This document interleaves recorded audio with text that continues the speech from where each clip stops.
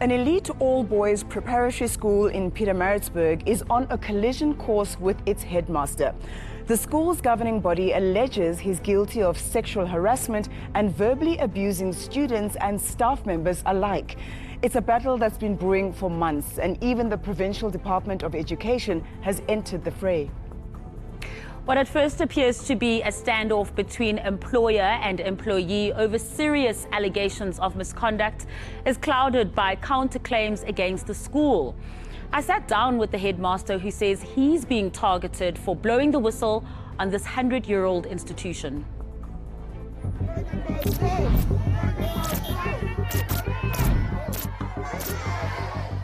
My name is 𝗀𝗵𝗶𝘀, and I am currently the principal of 𝗬𝗏 Preparatory School. He'd say to me, "You look f***ing sexy when you're angry." He felt he could get away with degrading me, belittling me. As an educator of young male minds, how do you teach them to respect women? The same way that I respect women. He took advantage of his position as a headmaster. The women that I saw that have encountered you feel disrespected by you. Ma'am, with all due respect, I said you've got a constructed narrative. For over a year, 𝗀𝗃 Preparatory in Pietermaritzburg has been making news headlines as the school's governing body goes head-to-head against the Department of Education in court to have its newly appointed principal, 𝗀𝗵𝗶𝘀, removed. The school is fighting. It's fighting for our staff and the boys. The SGB is here to make sure that we stand up for what is right, what is fair. If the allegations are found to be true, then this certainly are actions that are unbecoming of a headmaster for a great school like this. 𝗀𝗶𝘀 tells a different story, claiming he's being targeted for blowing the whistle on the misappropriation of school funds. I've agreed to speak to you today because I have not been given an opportunity or allowed the opportunity to clear my name.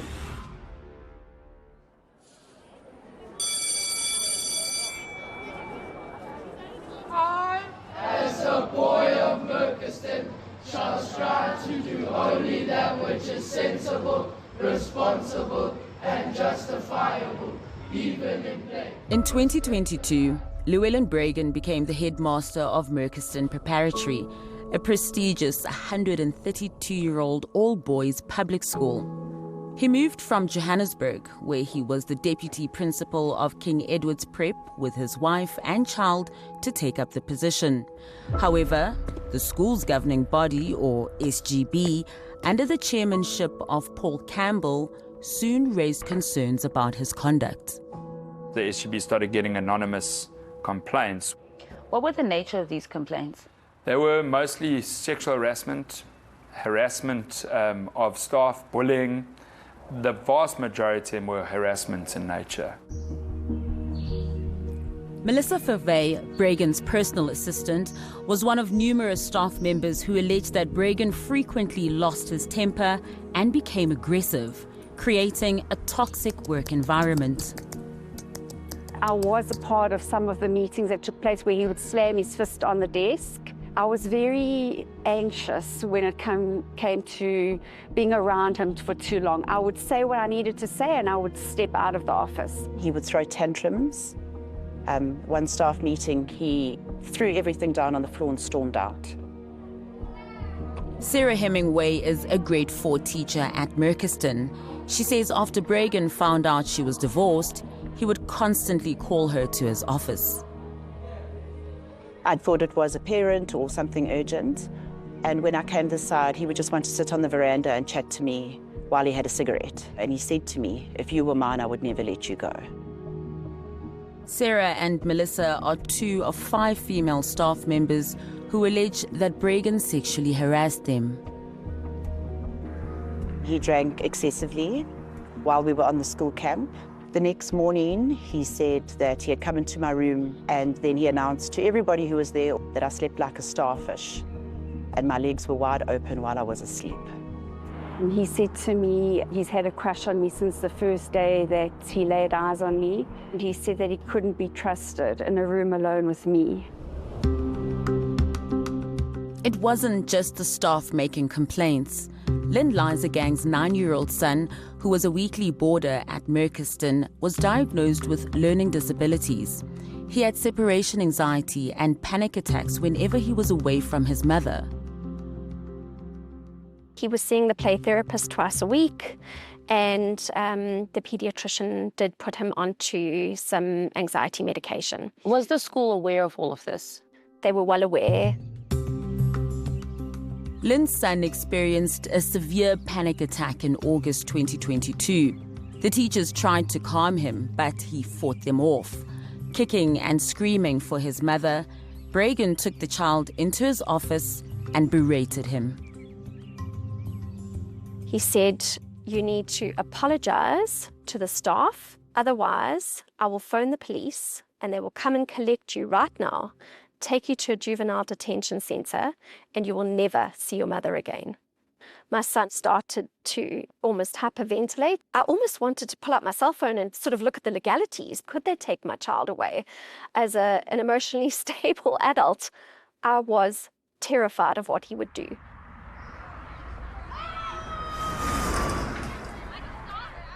I've been here since 2009, and I've always felt like I belonged somewhere.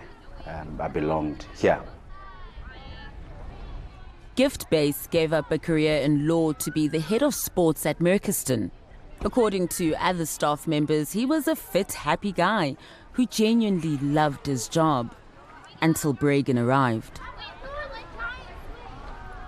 So I was micromanaged, and I was made to feel incredibly incompetent. I remember a time I was told that I wasn't going to be sports director anymore. My work ethic was in question. Hands up. 𝗀𝗏𝗃 detailed how 𝗶𝗏𝗀 constantly berated him. Boys, hands up. And even when he tried to seek help from him as his superior, 𝗶𝗏𝗀 refused.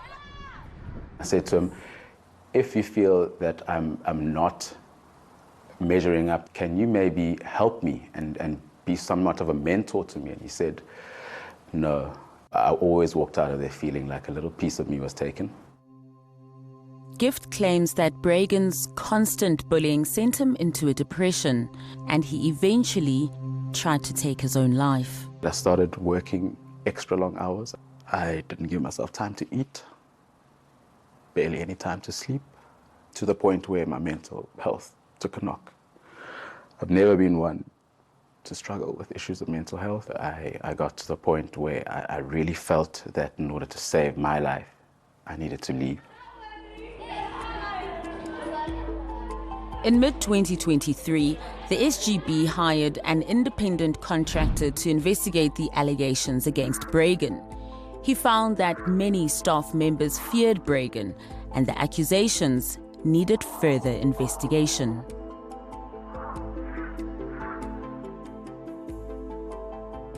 You have this report, you send it to the department. What's their reaction? The department's reaction is that Mr. 𝗶𝗏𝗀𝗃 must return to work. Had they done an investigation of their own? The department had not done any investigation at that time, no. When he did come back, I wore a whistle around my neck. I was terrified of bumping into him one-on-one, and that he would say something to me, shout at me. I lived in absolute fear those few weeks. Last May, the SGB pressed the provincial department to investigate 𝗶𝗏𝗀𝗃's actions, but the department, it says, did nothing.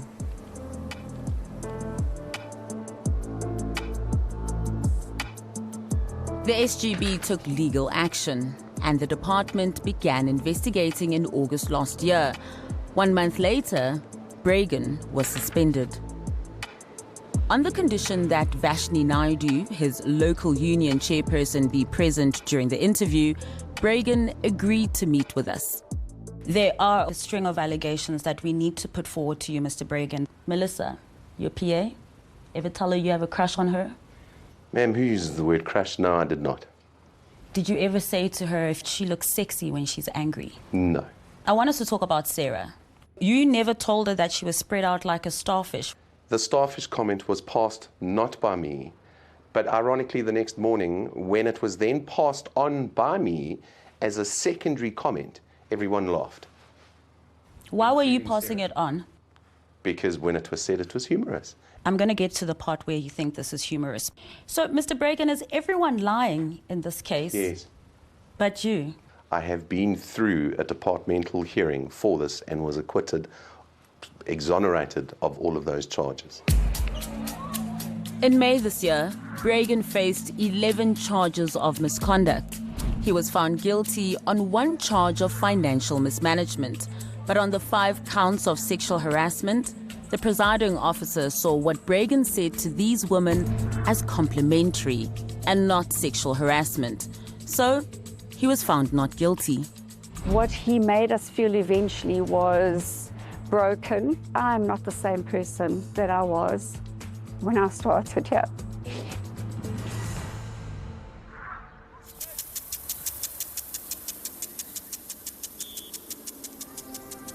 According to the alleged victims, this hearing was procedurally unfair and the findings biased, as they were not allowed to call witnesses.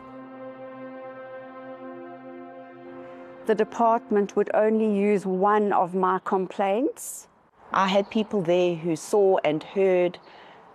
So how he can blatantly deny everything when it actually happened, it still confuses me to this day.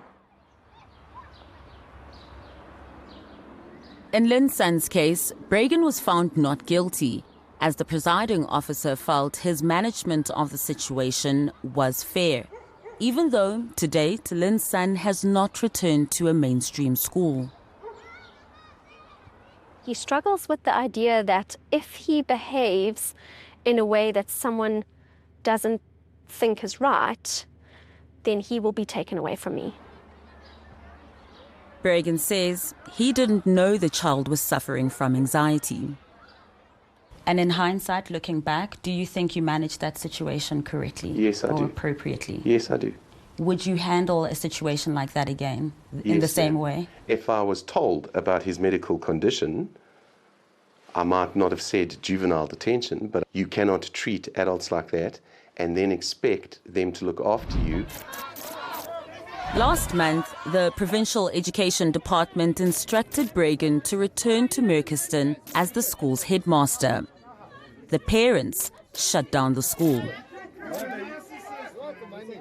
A large portion of the SGB, the staff and teachers and parents, they don't want you to return to the school.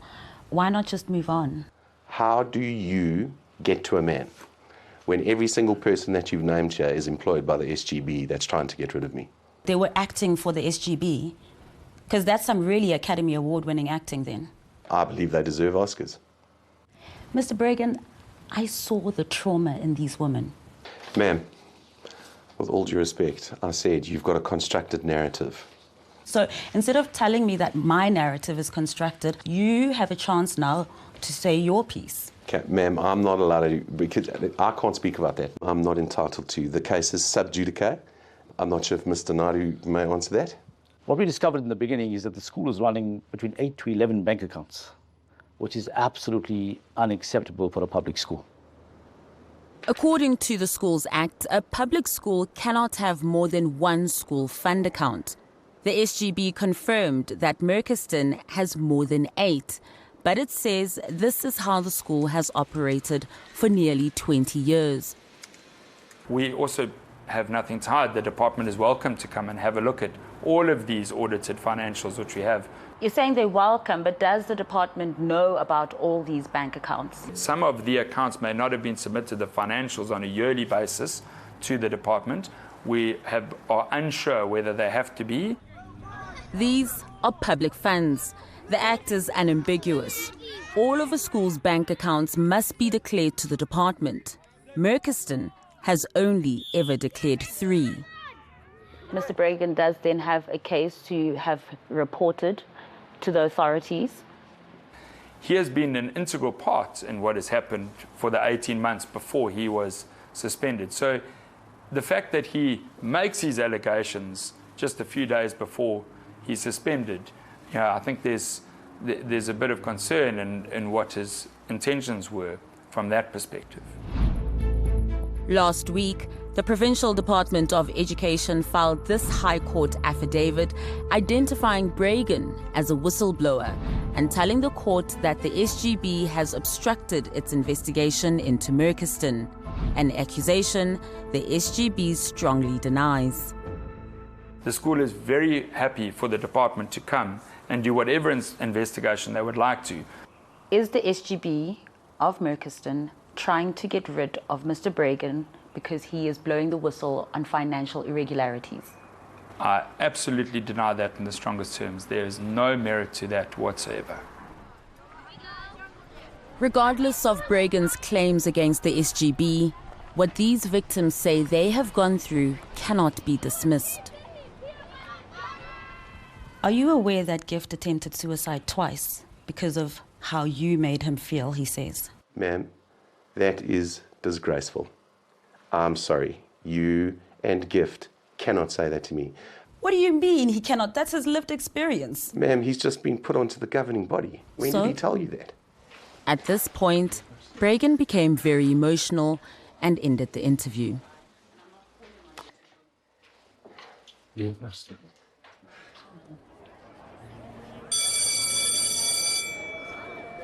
Only time will tell whether Bregan is the victim or the villain. For now, the SGB has filed an interdict preventing him from returning to Merchiston. I, as a boy of Merchiston, shall gradually assume responsibility for my own behavior. For this I am ready,